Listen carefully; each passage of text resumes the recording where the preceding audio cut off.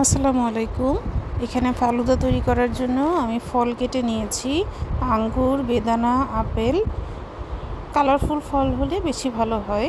এরপরে আমি আপনাদেরকে দেখাচ্ছি রাঁধুনি রেডিমিক্সের যে ফালুদা মিক্স থাকে সেইটাকে জাল দিয়ে ঠান্ডা করে এই পরিমাণের হয়েছিল, মানে এইরকম ঘনত্বের হয়েছিল। এটাকে আমি ফ্রিজে রেখে ঠান্ডা করে দিয়েছি। আর আপনারাও অবশ্যই ট্রাই করবেন ঠান্ডা করে পরিবেশন করার। আর এখানে আছে হচ্ছে জেলো। রাঁধুনি রেডিমিক্সের মধ্যেই থাকে জেলোগুলো। তো এই জেলোগুলোকে 1 কাপ পানিতে সুন্দর করে জাল করে নিতে হবে। জাল করে 2 ঘন্টার জন্য ফ্রিজে রেখে দিলেই এটা ঘনত্ব মানে ঘন হয়ে আসবে। তারপরে শেপ করে কেটে নিলেই হবে।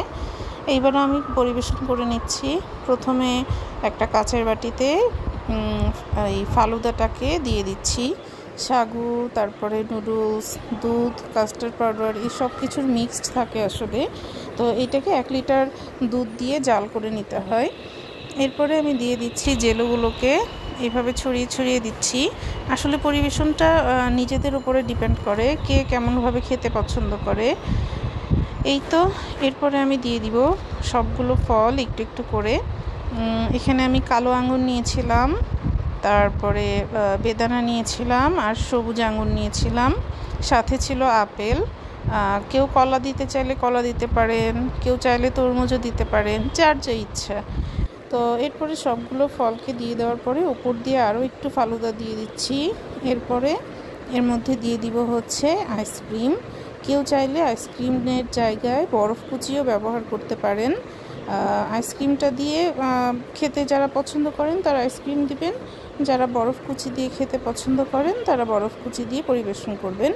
উপর দিয়ে দেখতে আরেকটু ভালো লাগার জন্য আমি বেদানা ছড়িয়ে দিচ্ছি। বেদানা, ফল এগুলোকে ছড়িয়ে দিলাম। এই তো তৈরি হয়ে গেল খুব সহজেই ঘরে রেডিমিক্স ফালুদা দিয়ে ফালুদা।